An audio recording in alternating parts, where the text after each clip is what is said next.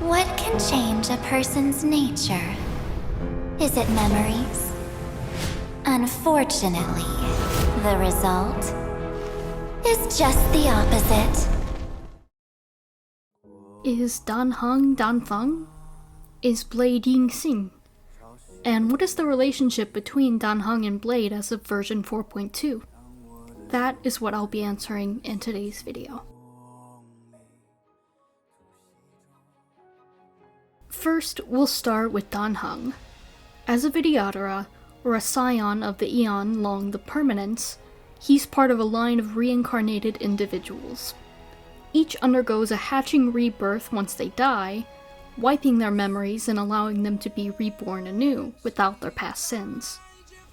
Dan Heng, however, is different. Dan Feng was his past self, and his hatching rebirth was tampered with by the high preceptors of his time, causing Dan Heng, the next incarnation, to retain many of his memories, and therefore his sins. From birth, Dan Heng was a criminal of the Xianzhou. Since he didn't undergo a full rebirth, he is still Dan Feng in a sense, and is still guilty of his actions. Rather than thinking of it from an ethical perspective, it's more of a Buddhist spiritual phenomenon.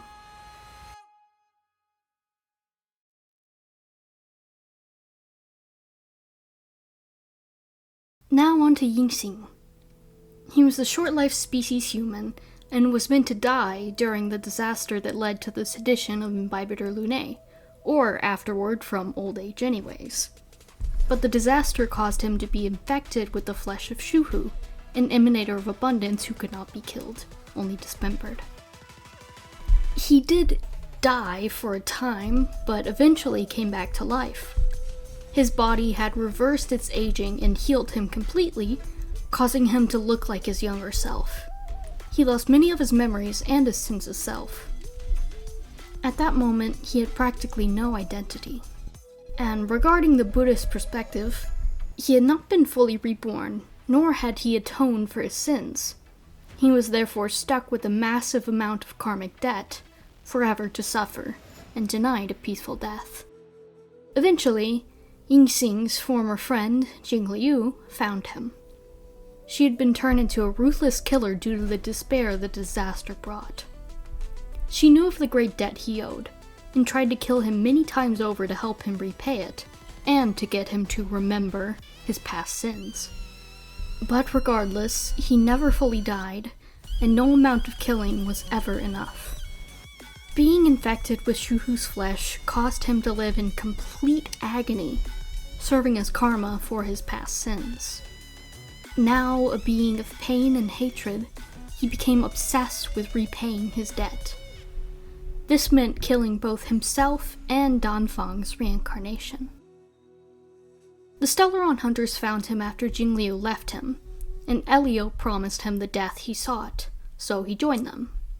He dedicated his entire being to their cause, becoming their Blade, a killing machine who could never stay down. That is the meaning behind his current name and identity. As for his memories, he did slowly regain them as time went on. However, since they usually cause the Mara to flare up in him, Kafka keeps them largely suppressed with her spirit whisper ability. So, is he still Yingxing? Yes. However, he has made a new identity for himself. At first, Blade sought out Dan Heng and tried to fight him to the death. This happened several times until eventually Dan Heng met Himiko and boarded the Astral Express. He encountered and battled Blade once again on the Xianzhou Laofu, but both left with their lives, as Elio's script dictated Dan Heng not be killed. And from this point on, there will be spoilers for 4.2. When Blade and Dan Heng met again on Plain Arcadia, they quickly reached an agreement to not kill each other for the time being, and to instead try to avert the disaster that was foreseen by Yao Guang. Dan Heng kept watch over Blade, ensuring that he didn't lose his sanity. But, you might be wondering, how the hell did that work out? After all, wasn't Dan Heng himself the very catalyst for Blade's Mara rising in the past?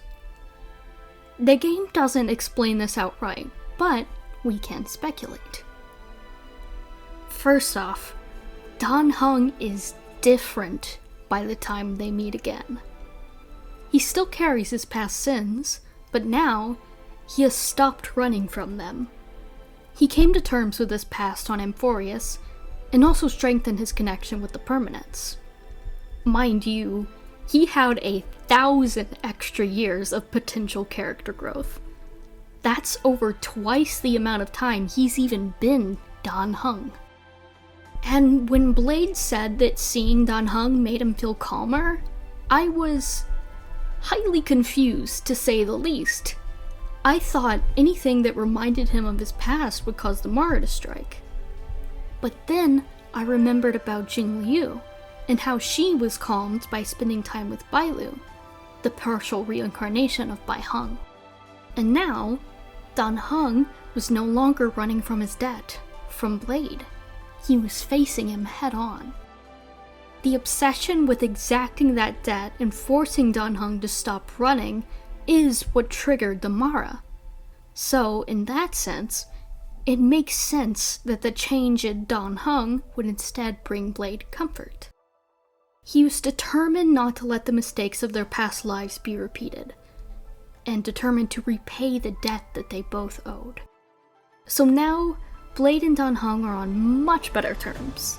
They work together, and now reminders of Blade's past life calm him down. Okay, that's it for today's video. Just wanted to go over this real quick. I hope this has helped people, and check the description for more resources and information on their pasts. Thank you so much for watching, and have a wonderful day. Goodbye.